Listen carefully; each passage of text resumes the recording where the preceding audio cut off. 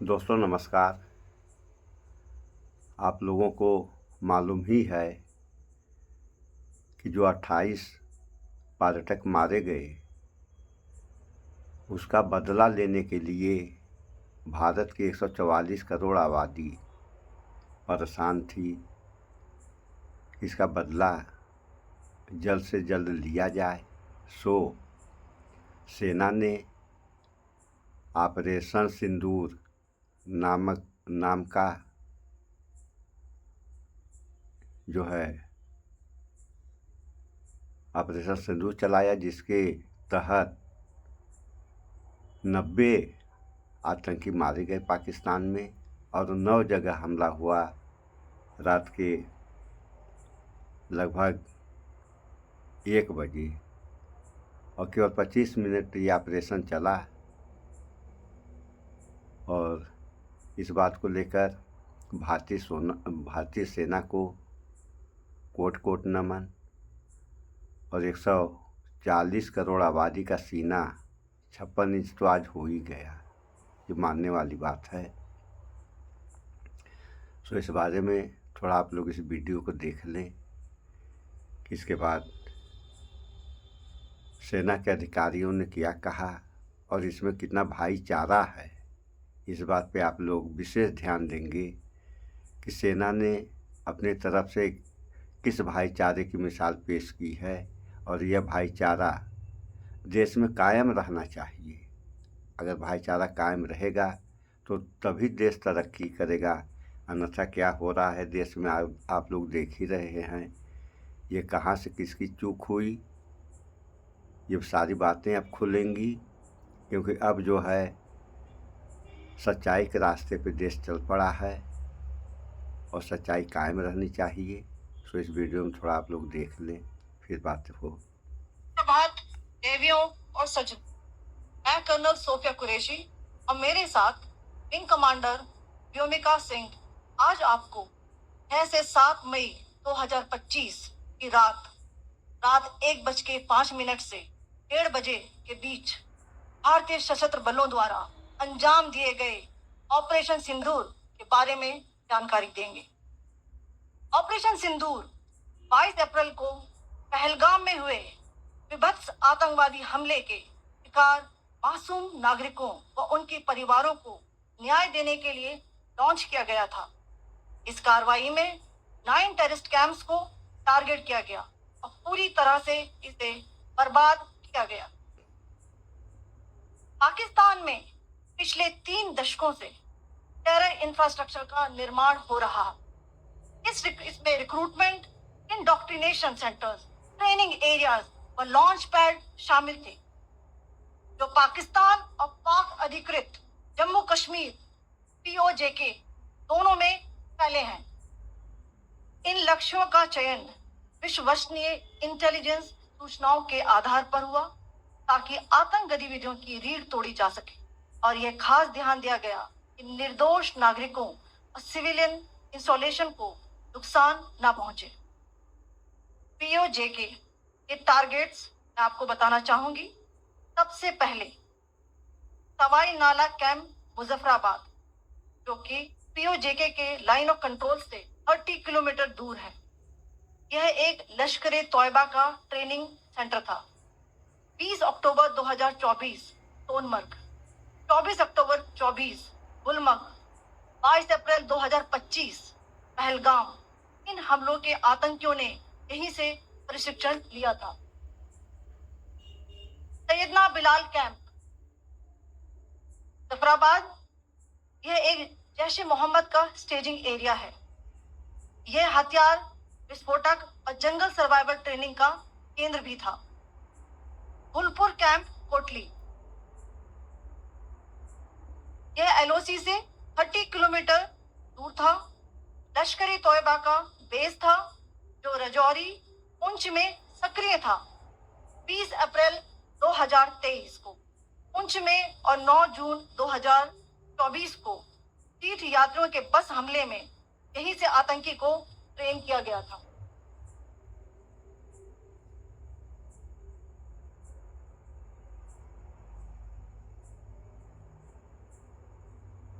Barnala camp Bhimber, ये LOC से 9 kilometre दूर है। यहाँ पर हथियार हैंडलिंग, आईईडी व जंगल सर्वाइवल का प्रशिक्षण केंद्र था। अब्बास कैंप कोटली,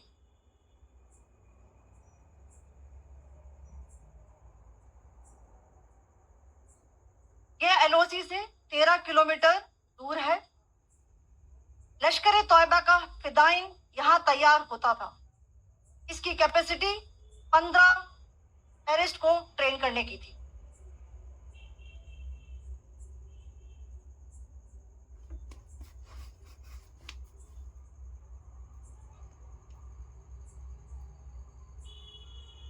अब मैं पाकिस्तान के अंदर के टारगेट से अवगत कराना चाहूंगी। पहला, सर्जल कैंप सियालकोट, यह अंतरराष्ट्रीय सीमा से 6 किलोमीटर की दूरी पर है, ताबा कटवा के सामने।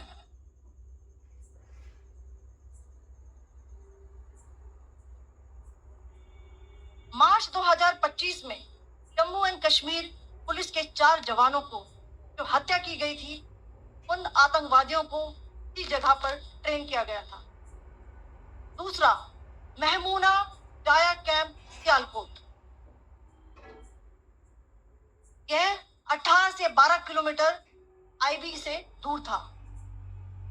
हिजबुल मुजाहिदीन का बहुत बड़ा कैंप था।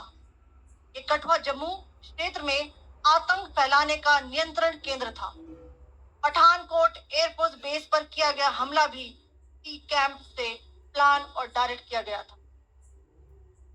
मरकज ताइबा मुरीद के, यह आईबी से 18 से 25 किलोमीटर दूरी पर है। 2008 के मुंबई हमले के आतंकी भी यहीं से प्रशिक्षित हुए थे। अजमल कसब और डेविड हेडली भी यहाँ ट्रेन हुए थे।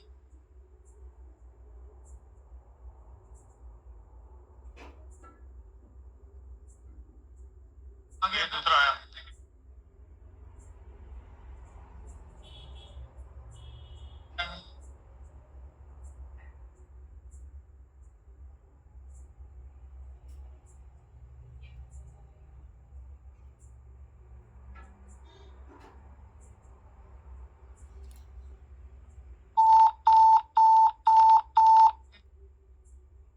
Enclosure same ही है।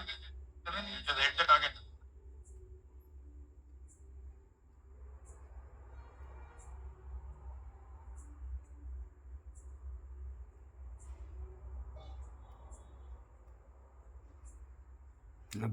अभी आगे सुनिए आप लोग।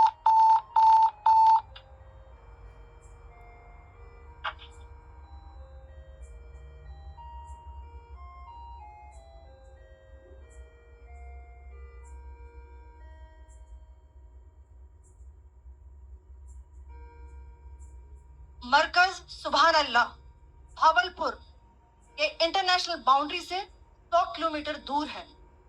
जैश ए मोहम्मद का मुख्यालय था। यहाँ पर रिक्रूटमेंट, ट्रेनिंग व इंडोक्ट्रिनेशन का केंद्र भी था। शीर्ष आतंकी अक्सर यहाँ आते थे। मैं आप सबको बताना चाहती हूँ कि किसी भी सैन्य ठिकाने का निशाना नहीं बनाया गया और अभी तक किसी तरह की नागरिक क्षति की रिपोर्ट नहीं है। धन्यवाद। जय Hind. The strike on the terror camps were undertaken through precision capability, as shown to you. A niche technology weapons with careful selection of warheads was ensured so that there will be no collateral damage. The point of impact in each of the target was a specific building or a group of buildings. All the targets were neutralized with clinical efficiency, and the results reiterate the professionalism of the Indian Armed Forces in the planning and execution of their operations. No military establishments were targeted. India has demonstrated considerable restraint in its response. However, it must be said that the Indian Armed Forces are fully prepared to respond to Pakistani misadventures, if any, that will escalate the situation. Jai Hind, and thank you very much. 22 अप्रैल 2025 को लश्कर तैयबा से संबंधित पाकिस्तानी और पाकिस्तान प्रशिक्षित आतंकवादियों ने भारत में जम्मू और कश्मीर के पहलगाम में भारतीय पर्यटकों पर बर्बरतापूर्ण हमला किया। 25 भारतीयों और एक नेपाली नागरिक को कायरतापूर्ण मौत के घाट उतार दिया गया। मुंबई के 26 नवंबर 2008 के हमलों के बाद यह भारत में हुई किसी आतंकवादी हमले में मारे गए आम नागरिकों की संख्या की दृष्टि से सबसे गंभीर घटना है। पहलगाम का हमला अत्यधिक बर्बरतापूर्ण था, जिसमें वहां मौजूद लोगों को करीब से और उनके परिवारों के सामने सिर पर गोली मारी गई। हत्या के इस तरीके से परिवार के सदस्यों को जानबूझकर आघात पहुंचाया गया। साथ ही उन्हें यह नसीहत भी दी गई कि वे वापस जाकर इस संदेश को पहुंचा दें। यह हमला स्पष्ट रूप से जम्मू और कश्मीर में बहाल हो रही सामान्य स्थिति को बाधित करने के उद्देश्य से किया गया था। चूंकि पर्यटन फिर से अर्थव्यवस्था का मुख्य आधार बन रहा था, इस हमले का मुख्य उद्देश्य इसे प्रतिकूल रूप से प्रभावित करना था। पिछले वर्ष आप सभी जानते हैं 2.25 करोड़ से अधिक पर्यटक कश्मीर आए थे। इस हमले का मुख्य उद्देश्य इसलिए संभवतः यह था कि इस संघ राज्य क्षेत्र में विकास और प्रगति को नुकसान पहुंचाकर इसे पिछड़ा बनाए रखा जाए और पाकिस्तान से लगातार होने वाले सीमा पार आतंकवाद के लिए उपजाऊ जमीन बनाने में सहायता की जाए। हमले का यह तरीका जम्मू और कश्मीर और शेष राष्ट्र दोनों में सांप्रदायिक दंगे भड़काने के उद्देश्य से भी प्रेरित था। इसका श्रेय सरकार और भारत के सभी नागरिकों को दिया जाना चाहिए कि इन प्रयासों को विफल कर दिया गया। एक समूह ने खुद को रेजिस्टेंस फ्रंट TRF कहते हुए इस हमले की जिम्मेदारी ली है। यह समूह संयुक्त राष्ट्र द्वारा प्रतिबंधित पाकिस्तानी आतंकवादी समूह लश्कर तैयबा से जुड़ा हुआ है। ये उल्लेखनीय है कि भारत ने मई और नवंबर 2024 में संयुक्त राष्ट्र की 1267 कमेटी की सैंक्शंस मॉनिटरिंग टीम को अर्धवार्षिक रिपोर्ट प्रस्तुत की थी, जिसमें TRF के बारे में साफ इनपुट दिए गए थे। इससे पाकिस्तान स्थित आतंकवादी समूहों के लिए कवर के रूप में TRF की भूमिका सामने आई थी। इससे पहले भी दिसंबर 2023 में भारत ने इस टीम को लश्कर तैयबा और जैश ए मोहम्मद के बारे में सूचित किया था, जो TRF जैसे छोटे आतंकवादी समूहों के माध्यम से अपनी गतिविधियों को संचालित कर रहे हैं। इस संबंध में 25 अप्रैल को UN सिक्योरिटी काउंसिल प्रेस वक्तव्य में TRF के संदर्भ को हटाने के लिए पाकिस्तान के दबाव पर भी ध्यान दिया जाना चाहिए। पहलगाम आतंकवादी हमले की जांच से पाकिस्तान के साथ आतंकवादियों के संपर्क उजागर हुए हैं। रेजिस्टेंस फ्रंट द्वारा किए गए दावे और लश्कर तैयबा से ज्ञात सोशल मीडिया हैंडल द्वारा इसको रीपोस्ट किया जाना इसकी पुष्टि करता है। चश्मदीद गवाहों और विभिन्न जांच एजेंसियों को उपलब्ध अन्य सूचनाओं के आधार पर हमलावरों की पहचान भी हुई है। हमारी इंटेलिजेंस ने इस टीम के योजनाकारों और उनके समर्थकों की जानकारी जुटाई है। इस हमले की रूपरेखा भारत में सीमा पार आतंकवाद को अंजाम देने के पाकिस्तान के लंबे ट्रैक रिकॉर्ड से भी जुड़ी हुई है, जिसके लिखित और स्पष्ट दस्तावेज उपलब्ध है। पाकिस्तान दुनिया भर में आतंकवादियों के लिए एक शरण स्थल के रूप में पहचान बना चुका है।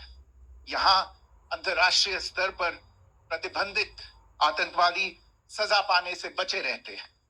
इसके अलावा पाकिस्तान ने इस मुद्दे पर विश्व और फाइनेंशियल एक्शन टास्क फोर्स जैसे अंतर्राष्ट्रीय मंचों को जानबूझकर गुमराह करने के लिए भी जाना जाता है। साजिद मीर का मामला, जिसमें इस आतंकवादी को पाकिस्तान ने मृत घोषित कर दिया था और फिर अंतर्राष्ट्रीय दबाव के परिणाम स्वरूप वो जीवित पाया गया, इसका सबसे स्पष्ट उदाहरण है।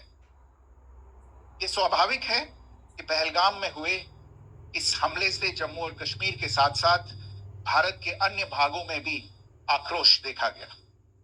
हमलों के बाद भारत सरकार ने स्वाभाविक रूप से पाकिस्तान के साथ संबंधों को लेकर कुछ कदम उठाए।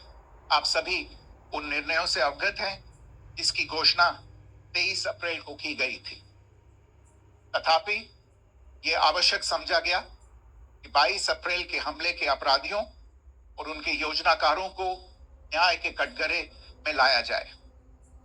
हमलों के एक पखवाड़े के बाद भी पाकिस्तान द्वारा अपने क्षेत्र या अपने नियंत्रण वाले क्षेत्रों में आतंकवादियों की इंफ्रास्ट्रक्चर के विरुद्ध कार्रवाई करने के लिए कोई स्पष्ट कदम नहीं उठाया गया है।